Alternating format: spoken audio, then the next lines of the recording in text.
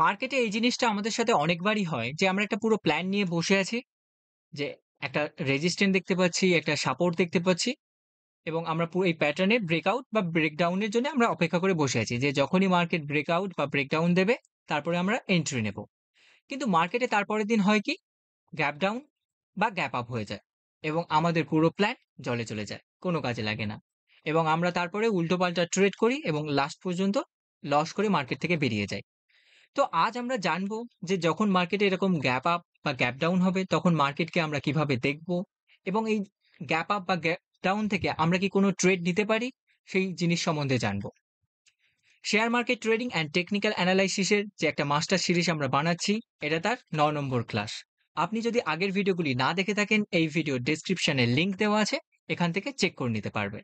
আজ আমরা যে জিনিসটা সম্বন্ধে জানবো যে গ্যাপ ট্রেডিং স্ট্র্যাটেজি, মানে গ্যাপ যখন মার্কেটে হবে তখন আমরা কিভাবে ওখান থেকে বেনিফিট নিতে পারি এবং মার্কেটকে আমরা কিভাবে দেখব যখন কোনো গ্যাপ তৈরি হবে মার্কেটে। তো চলুন শুরু করা যাক আজকের এই ভিডিও। প্রথমে আমরা জিনিসটা বুঝে নিই গ্যাপ কি। গ্যাপ হচ্ছে যখন আমরা একটা ক্যান্ডেল দেখি, ক্যান্ডেল এরকম একটা ক্যান্ডেল, আমরা এটা ডেইলি ক্যান্ডেল হিসেবে এখন দেখছি, এটা একটা ডেইলি ক্যান্ডেল। গ্যাপ তখনই ধরা হয় যখন হচ্ছে এই রেঞ্জ, এটা একটা তো পুরো রেঞ্জ, এটা একটা পুরো রেঞ্জ এই ক্যান্ডেলটার। এই রেঞ্জের বাইরে শেয়ার প্রাইস এর ওপেন হয়। শেয়ার প্রাইস যেন এখানে ওপেন হলো।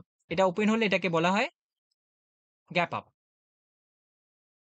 আর এখানে যদি মার্কেট ওপেন হয় এটাকে বলা হয় গ্যাপ ডাউন। এটাকে গ্যাপ আপ এবং গ্যাপ ডাউন বলা হয়। যে শেয়ার প্রাইস আমরা যদি এটাকে ডে ক্যান্ডেল হিসেবে ধরি, এটা একটা দিনের ক্যান্ডেল। ঠিক আছে? এবং মার্কেট তারপরের দিন ওপেন হচ্ছে কোথায়? ওপরে। ওপরে যদি হয় গ্যাপ আপ বলা হয়। আর যদি নিচে হয় এই রেঞ্জ থেকে যদি নিচে ওপেন হয় তো এটাকে গ্যাপ ডাউন বলা হয়। ঠিক আছে? এটা কেন হয়? এটা হচ্ছে মার্কেটে যখন প্রি ওপেন মার্কেট থাকে তার উপর ডিপেন্ড করে গ্যাপ আপ বা গ্যাপ ডাউন হয়ে যায়। এখানে বড়, বড় ইনস্টিটিউশনরাও পার্টিসিপেট করে এবং রিটেল পাবলিকরাও পার্টিসিপেন্টস করে। এবারে যে জিনিসটা আমাদের বোঝা দরকার যে মার্কেটে যদি এরকম গ্যাপ আপ বা গ্যাপ ডাউন থাকে প্রচুর, তো আমরা কখনো সাপোর্ট রেজিস্ট্যান্স ভালোভাবে ড্র করতে পারবো না, ট্রেন্ড লাইন ড্র করতে পারবো না। এবং কোনো ট্রেডারই মার্কেটে গ্যাপ আপ বা গ্যাপ ডাউন পছন্দ করে না। সবাই এই জিনিসটাকে এভয়েড করে চলে। তাই কি হয় মার্কেটে? যখন গ্যাপ আপ বা গ্যাপ ডাউন হয়ে যায়, মার্কেট যদি গ্যাপ আপে ওপেন হয়, তো এই যে একটা গ্যাপ পাওয়া যাচ্ছে, এই যে এখান থেকে একটা গ্যাপ, এই গ্যাপটা হচ্ছে ফিল হওয়ার পসিবিলিটি থাকে। ফিল কত সময়ের ভেতরে হতে পারে? প্রথম 90 মিনিটসের ভেতরে এই গ্যাপটা ফিল হওয়ার একটা পসিবিলিটি থাকে। এটা হাই পসিবিলিটি থাকে যে প্রথম 90 মিনিটসের ভেতরে এই গ্যাপটা ফিল হবে। যদি গ্যাপ ডাউনও হয়, সেক্ষেত্রেও প্রথম 90 মিনিটের ভেতরে এই গ্যাপটা ফিল হওয়ার পসিবিলিটি হাই থাকে। যদি প্রথম 90 মিনিটস এর ভেতরে না হয়, তাহলে আমরা ওই জিনিসটাকে এভয়েড করে দেব। যে এবারে মার্কেটে যদি যে চার্ট প্যাটার্ন বানাবে, তার বেসিসে আমরা হচ্ছে ট্রেড করতে পারি। কিন্তু আমরা যে এই জিনিসটা যদি জানি যে প্রথম 90 মিনিটস এর ভেতরে এই গ্যাপটা ফিল হওয়ার একটা হাই পসিবিলিটি থাকে, তো আমরা এখানে কি ট্রেড নিতে পারি? হ্যাঁ, এখানে আমরা ট্রেড করতে পারি। কি ধরনের ট্রেড নিতে পারি? যেমন আমরা যদি এক্সাম্পল হিসেবে ধরি যে এটা একটা গ্যাপ আপ হয়েছে। এখানে একটা গ্যাপ আপ হয়েছে। গ্যাপ আপ এখানে আরেকটু রিমুভ করে দিলাম। এখানে অ্যা তাহলে বুঝতে সুবিধা হবে। এখান থেকে মার্কেট এখানে ওপেন হয়েছে। এখানে মার্কেট ওপেন হয়েছে। তো আমাদের এখানে ভিউ কি হবে? নিচের দিকে। নিচের দিকে যাওয়ার পসিবিলিটি হাই। কারণ গ্যাপ ফিল করতে করলে শেয়ার প্রাইসকে নিচের দিকে আসতে হবে। তো আমরা এইখানে কোন জিনিসটাকে এভয়েড করব? এখানে কোন জিনিসটাকে এভয়েড করব? আমরা হচ্ছে লং যাওয়া এভয়েড করব। মানে উপরের দিকে শেয়ার প্রাইস যাবে, এই যে ভিউ, আমরা এটা এভয়েড করব। আমরা শর্ট না করতে পারি, যদি প্রপার স্ট্র্যাটেজি না দেখায় আমরা শর্ট করব না। বাট আমরা এখানে লং ও যাব না। যদি আমরা লং যাই তাহলে আমরা কি করছি? কাউন্টার করছি, কাউন্টার ট্রেড।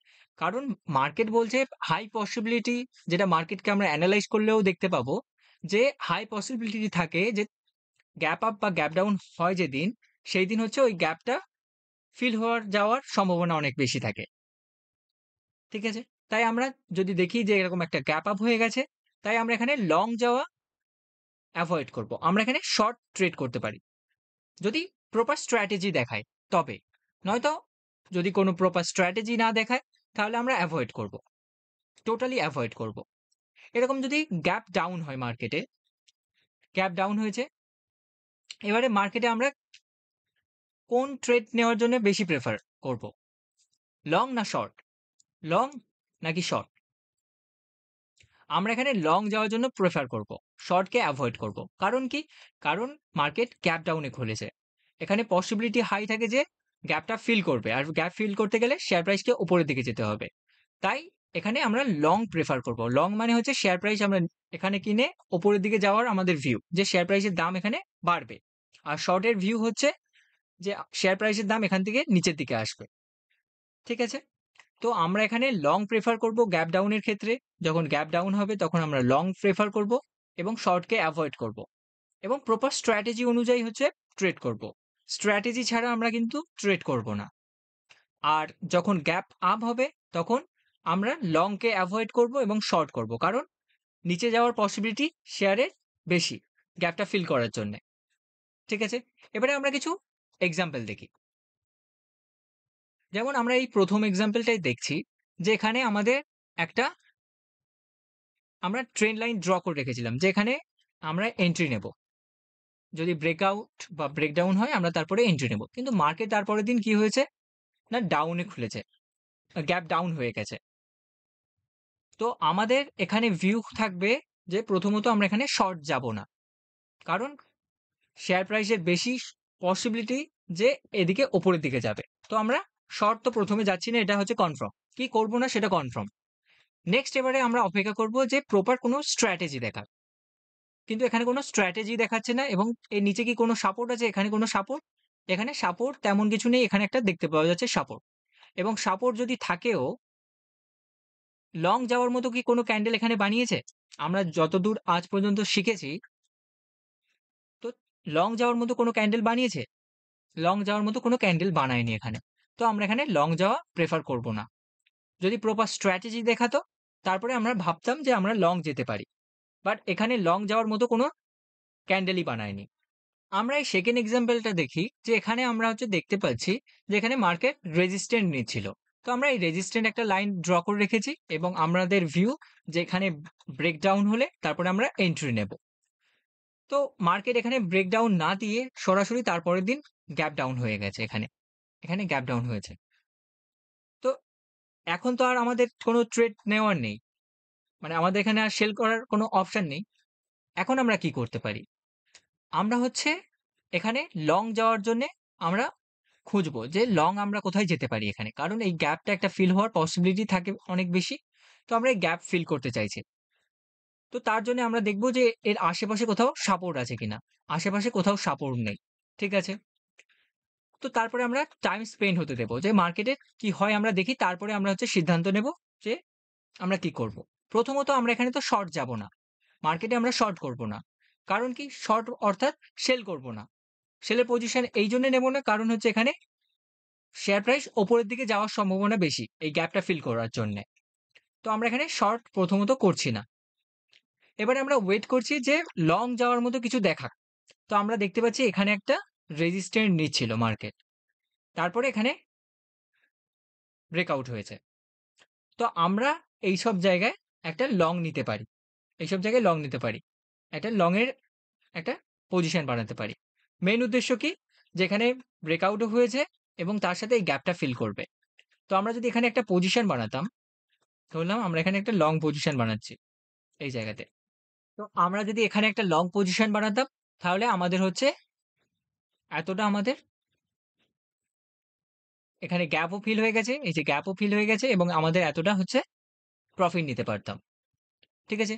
নেক্সট আমরা এক্সাম্পল দেখি। নেক্সট আমরা এই এক্সাম্পলটা দেখি। এখানে আমরা গ্যাপ একটা দেখতে পাচ্ছি।